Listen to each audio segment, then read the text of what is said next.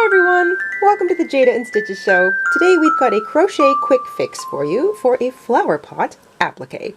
We already have a tutorial and a pattern for our little daisy flower and our little leaf here. We've actually got a couple of tutorials for leaves, and I'm going to explain how to make a stem to suit your chosen flower for your flower pot at the end of today's video. For our flower pot, you're going to need around 20 yards of a size 4 medium weight yarn. This is acrylic. It's kind of a terracotta color, so whatever color you want to make your flower pot.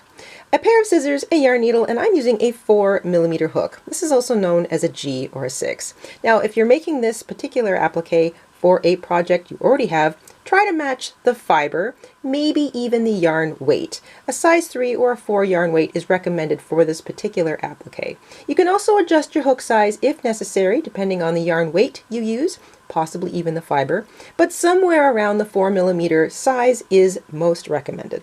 And once you've got all that together, we can get started. We're going to begin with a slip knot, and we're going to chain 11.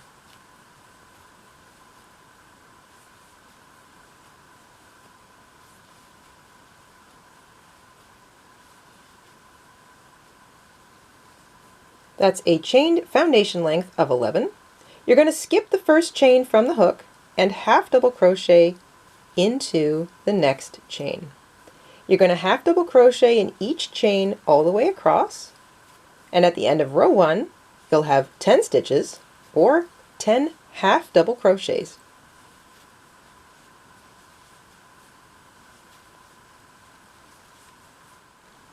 At the end of row 1 you'll have 10 half double crochet stitches. You're going to chain 1, turn, and for row 2 and row 3 it's identical. You skip your turning chain, find the first stitch, half double crochet into it, and half double crochet in each stitch across. Each row, rows 1, 2, and 3, will have 10 stitches in it. They're all half double crochet. You chain 1, turn at the end of every row, and when you get to the end of a row, when you're doing half double crochet and you're only using a single turning chain, as we are with this project, and the reason we're doing that, so we have nice, small, tight little edges, sometimes that last stitch is kind of just tugged down the side a little bit. So when you get there, don't miss it. And if you're ever wondering, oh gee, do I have the right stitch count? Just pause and count. Make sure you have 10 stitches in row 1, row 2, and then row 3. Chain 1, turn, half double crochet in each stitch, always skip your turning chain, and at the end of row 3 you'll still have 10 stitches. Rows 1, 2, and 3 all have 10 stitches each. It's all half double crochet. We're going to start to widen our pot now. So we're going to chain 1, turn. We're still using the half double crochet stitch. We're still skipping the chain 1. But into that first stitch we're going to work 2 half double crochet stitches now. So that's 2 half double crochet stitches in the first stitch of the row. You're going to half double crochet into each of the next 8 stitches, so all the middle stitches. And when you get to the end of the row, into that last stitch, you're going to work 2 half double crochets.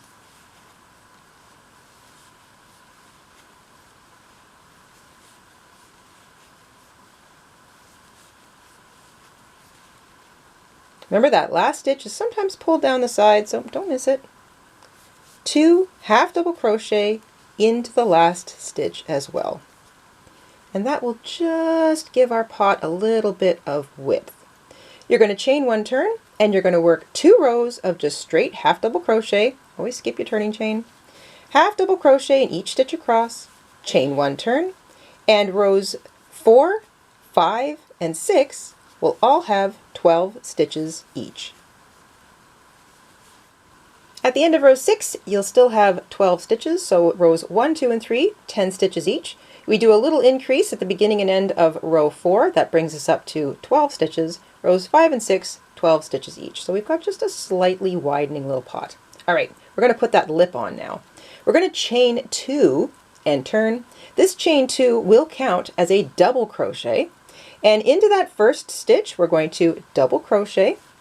So the chain 2 is going to act as though it is a double crochet stitch. See, it's nice and tall and it's not too gappy. So that now counts as 2 stitches in the first stitch. We're going to double crochet into each of those 10 stitches all the way across, And into the last stitch, we're going to double crochet twice. So we're using a slightly taller stitch now. Double crochet in each stitch across, 2 double crochet in the last stitch.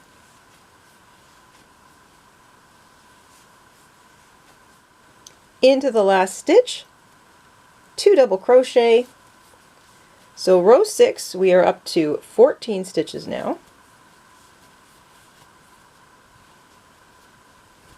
So that's 2 double crochet, remember that chain 2 that began the row counts as a stitch, 2 double crochet into the first stitch, a double crochet into each of the next 10, and 2 double crochet into the last stitch. We are up to 14 stitches at the end of row 6. For row 7, we are going to chain 2. Chain 2 counts as a double crochet. Turn your work, and now we are going to double crochet in every stitch across. Do not use that first stitch. So see this little guy right here? This is normally where you'd work. You're not going to use that because your chain 2 is counting as a double crochet. You are going to instead work your first double crochet into the next stitch. So when a turning chain actually counts as a stitch, like it does here, you typically skip that first stitch unless you want to create an increase. So we're not increasing in row 7, we're just double crocheting in each stitch all the way across. When you get all the way across, don't forget that you had that little chain 2 turning over here that does technically count as a double crochet. So you want to make sure you double crochet into the top of that little chain 2. You want to ensure that your last row, including the chain 2 that began, is 14 stitches across, the same number as the row previous. We're not done yet. We're going to do a little pot lid or lip. So you know how a flower pot has a little bit of a lip to it? Well, you can just pull up on that loop. We're going to fold that last row of double crochet down over top of the row just ahead of it. So row 7 gets folded down over top of row 6. So you'll still see the first 5 rows of your pot sticking out underneath it. You're going to fold that down. Let's put our hook back in our loop. And into the bottom. So now you're looking for the bottom of that chain 2.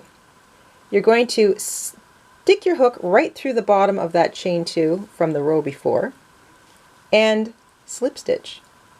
You're going to put your hook through the next stitch along what was row 7.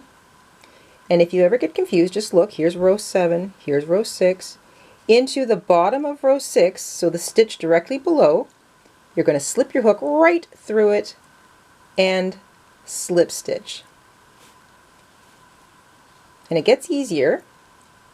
Hook goes through this next stitch along row 7, directly below into the bottom of row 6, and if you have to stretch all the way down into the top of row 5, wherever's comfortable, you're going to stick your hook right through your fabric, grab your yarn, and slip stitch. You're pulling that yarn all the way back up through everything. So you're always sort of reaching down, and in this way we are going to create a little 3-dimensional pot lip for our flower pot.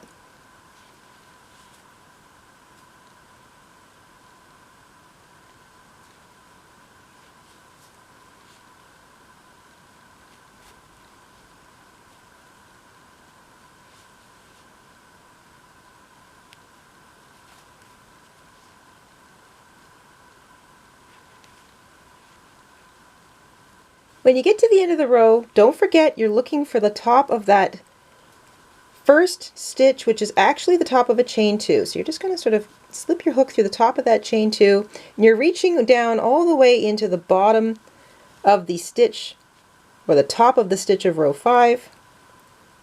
Either way, you've got to anchor that last chain 2, and that gives you a little lip for your flower pot. You can now fasten off and leave a long tail for sewing.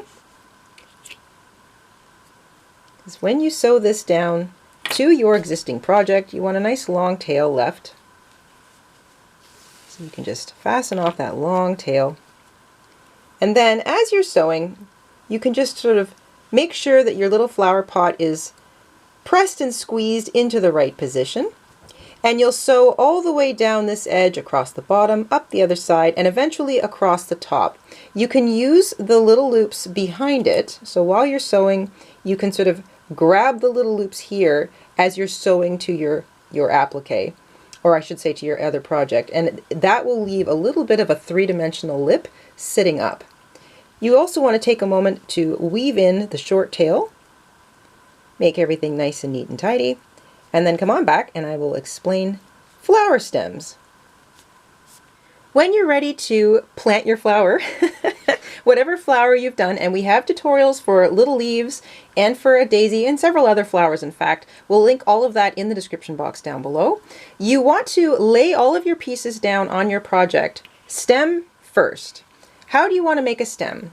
Stems can be any length, they can be any thickness, and depending on the kind of flower you're going to pair with it, a skinnier stem might be the best option. Now, you have a couple options. You could just surface chain through your project to give you the sort of illusion of a stem, or you can actually create a stem like this one. This is very simple. I chained 33 in a nice green color, and then I skipped the first turning chain and I slip stitched into the next chain. I slip stitched into each chain all the way back. This is 32 chains long. I have a little tiny tail from where I started, which I'm not even going to bother weaving in because it's going to hide underneath the pot. On your project, you would lay down your stem,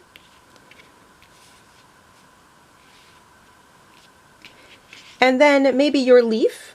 The leaf can go elsewhere, but then your pot is going to sit on top of your stem, and depending on how short or long you want your stem will depend on where you put your pot and where you put your flower. So make sure that you don't have the stem showing under the bottom of the pot or above the top of the flower, but you can see how you can sort of vary the length. And if you want a much longer stem, you just start with a longer foundation chain, and if you need a much shorter stem, you start with fewer foundation chains. Once you've got your pieces all kind of laid out and you know exactly where you want them, you will carefully take off your pot, carefully take off your flower, stitch down your stem first, and you can just sew right through it if you want. Fasten off, make a tiny little knot, and then sew down your little leaf next. I recommend that. Keeping them in place on your project to keep them from moving around might require the use of pins, so if you want to have some sewing pins handy, those are always useful when you're doing applique projects. And as you're sewing down your stem, you can also kind of, wiggle it a little bit. Maybe you want it to have a little bit of motion. Flowers are organic and they don't necessarily stand straight up in the air, so when you're sewing things down like that, just keep that in mind. When you're finished sewing, make a little knot next to your applique, tight as possible, and then weave any remaining tail into the same colored yarn. And if you are sewing it to a project, you can use the top facing loops of the project. This will help keep all stitching from showing through to the back. And I've got a little bit of an insert of video right here for you to see that. And that is a little crochet flower pot applique. Like I said, tutorials for the flower and the leaves are in the description box down below. I hope you enjoyed making this along with me today, and we will see you soon here on the Jayda InStitches show. Have a wonderful day, stay safe, stay crafty, and we'll see you soon. Bye guys! Hi everybody, Mr. InStitches here. Thank you for watching today.